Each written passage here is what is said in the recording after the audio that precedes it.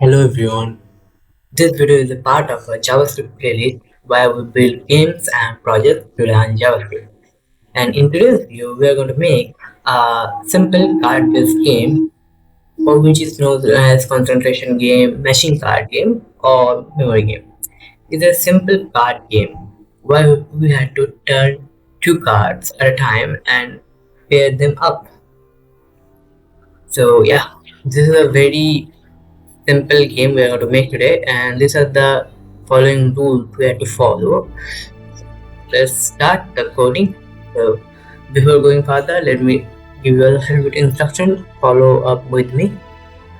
Create a empty directory in your computer and then open up the directory in your favorite code. Here I am going to use VS Code because it has a lot of nice features. You can use any code if you love. So then create a index.html file and a style.css and app.js file. So that's all we are need, nothing else. So yeah, let's start. So first of all, here I have a very bare minimum HTML file to starting with our code, and then we're going to link our style sheet with the HTML page and our script file. Okay, so whatever code we are going to put in our style sheet or JavaScript, that will be connected with our HTML format. Okay, so let's start it. Let me tell you a little bit. Here I am already open up my HTML file in Chrome, in my Chrome. You can, and here I am using a extension VS Code has provided, which is known as a live server. And here you don't have to just refresh it every time, because if we do with normal just double clicking the index HTML, there we have to refresh it every time whenever we save something, but here it will do the work automatically. Okay, so let's proceed further. So here we are going to add a h3 which gonna show our code, and a empty grid. So here we are going to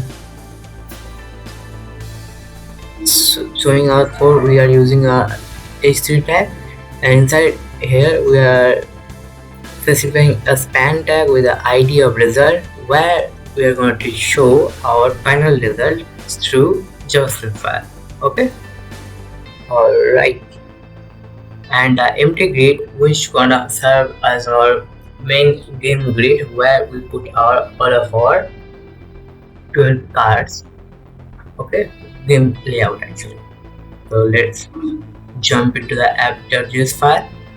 So here first things first, we had to create a game element, our game board. So for that we are going to make a array which consists of a name and an image, which is a path of that particular image. And I have an image folder here where I already had the images we need for our project.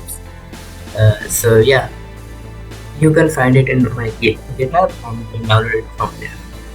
Okay, so let's create our card options actually, and we name it a card array, which is the array and element which had object elements inside it, and which had a name and image. So let's go. So let me just, this is the card array we specified here. So however we specify it gonna show it like that, but we want it randomly shuffling every time. So for that we are going to use array method called sort method,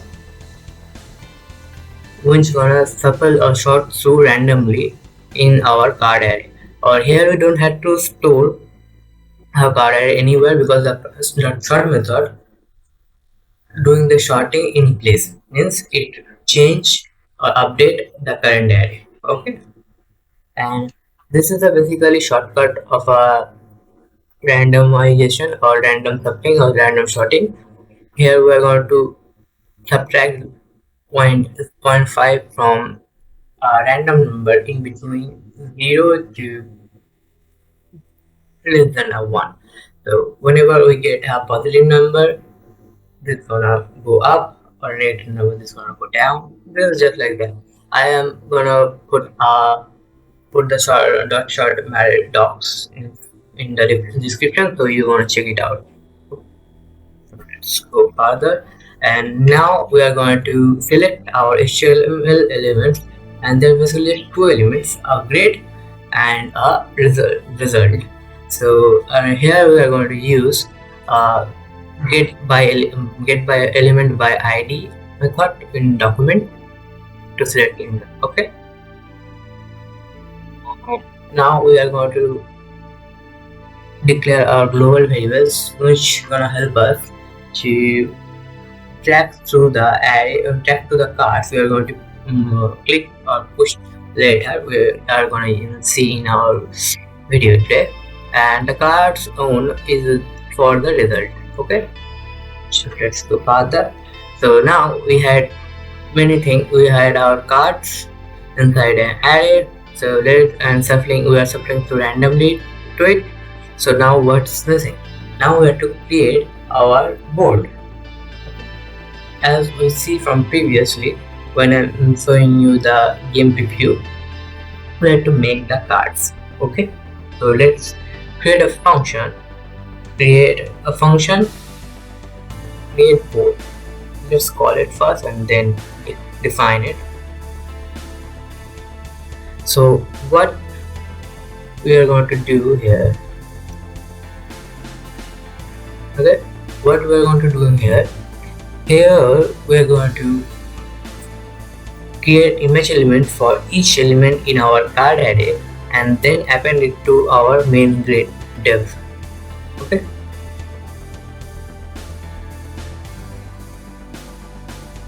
let's do that. So do you know how to create element? Let me show you. So here for every card array dot for each element, and this is every element, and this is a unique index we get for each element. So then create image element and document dot create element image. We have to specify which element we are going to create, and we are going to store it in a card variable, and then we are going to set attribute of the card element to blank to blank image, and the set attribute of data ID for uniquely identifying this particular card with the index, with their unique index. Okay, so now we are going to append it to the game grid. Okay, and then as you can see, this doesn't look good, so let us tile it a little bit. We're not using very much, we're going to just give our game grid element a little bit of width and height. You can see this is looking good, I guess, and even in small scale this will look pretty good. You can style it up as your need. I'm not here going to teach you how to style. We are going to just learn about the jobs. Okay, so here we're doing that, but when I'm clicking it, it doesn't do anything, right? So that's why we have to add an event listener for every card. Click event listener.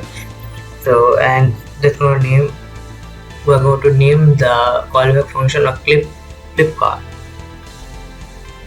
Alright, we're going to specify add event listener. Okay, our cards are gone because we have to define the flip card.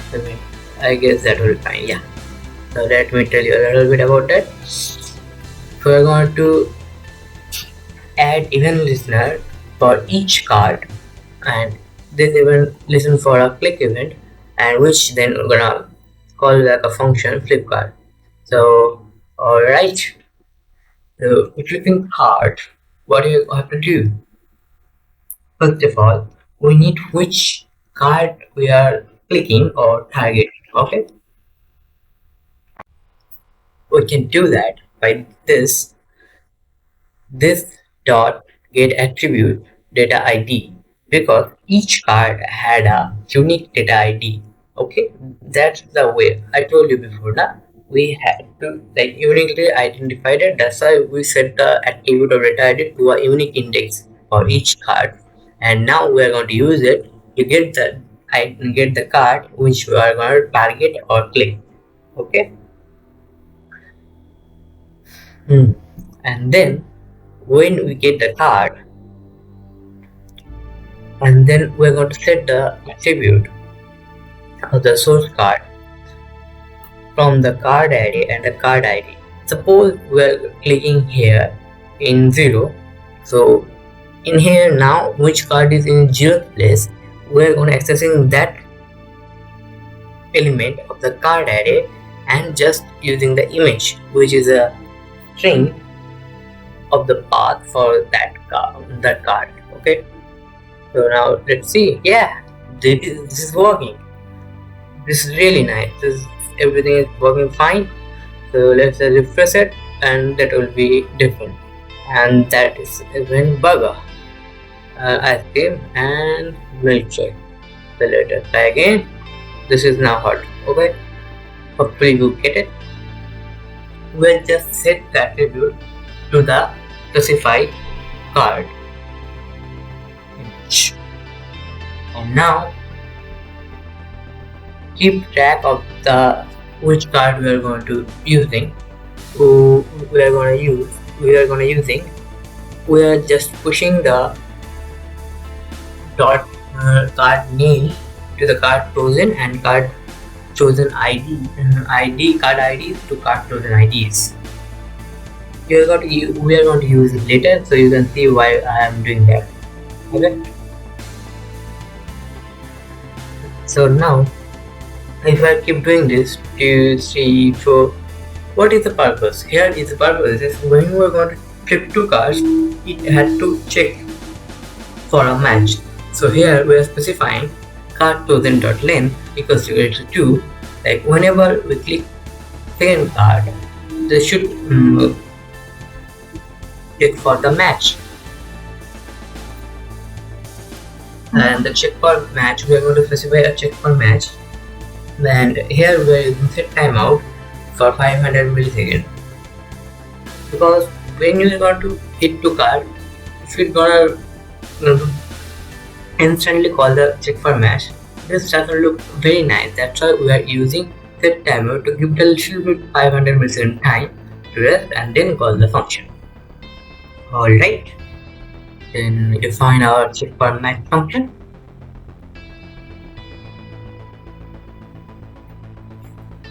Okay, we open up console. So let's see. Whenever we click the second card, we can see in our console there will be a thing called check for match. 1, 2, 3, check for match, and this is waiting for a 500 millisecond, which looks nice, because if it had gone to do instantly, this would be a little bit hassle. So that's why we are doing it. Alright, this is going great. So now what we want to do? We obviously not want to allow console lock, right? We want to match the card. So before matching the card,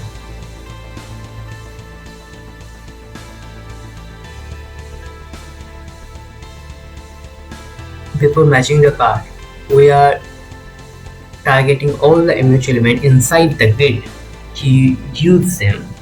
Okay, because here we don't have any reference to which card we are hitting. Okay, here we don't have any reference. We just have the card ID's ID and card chosen name, and with the card ID we are can access the cards we are hitting by these cards, by targeting all the cards.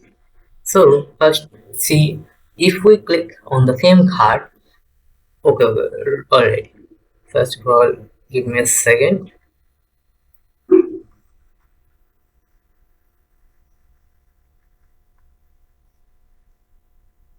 Let's comment it out for a while and then now see. When you click the double card, it doesn't do anything, right? But if we're doing this now, let's see. Oops, you click the same card. Okay, and this gonna turn it to blank. How it's doing that? So let us see. If card chosen IDs at zero element equals to card chosen IDs at first element, same, then alert the tick and set the card attributes first element to the blank again. So what we're doing here? We all know that the card ID, which is a jet ID, which is unique for each card, and if the ID is same for both elements, then it we must click we should click the same card. That's why we're doing it.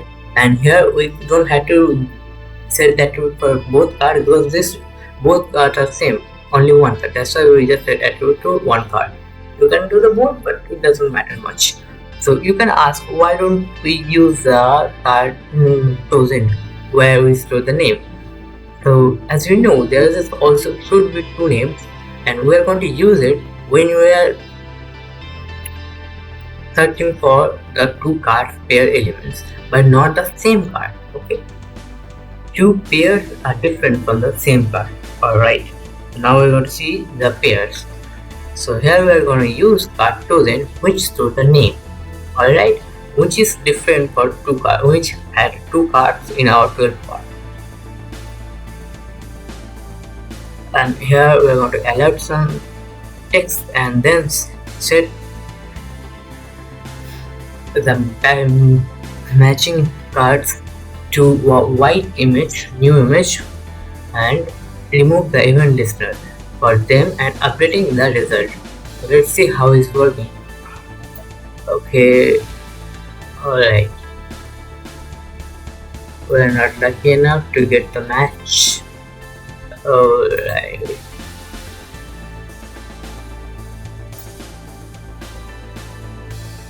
Ah, I don't get any. I guess we have to run the else path before doing it. So, okay, first we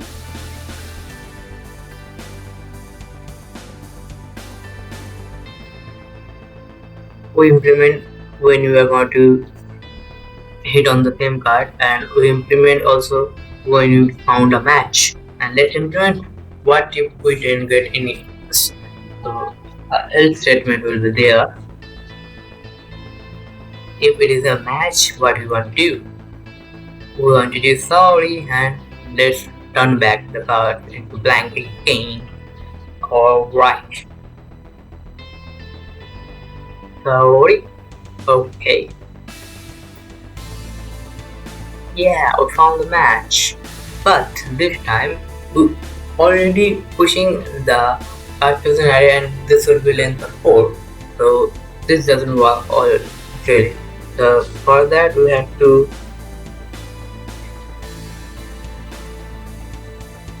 reset our card chosen IDs. And this time this is gonna work for sure, I know. Let's cross the finger. We found the match. Oh my gosh. See, we also got a 1 score. Here we are just display the text result display to text from 10 to card's own length. And for final message, we are going to show this text inside our result when we finish all the game. Okay, so let's play our game to inlet for fries and burger, ice cream and hot dog. Fries, burger, ice cream, hot dog. Ice cream, filling, ice cream. Pizza, fries,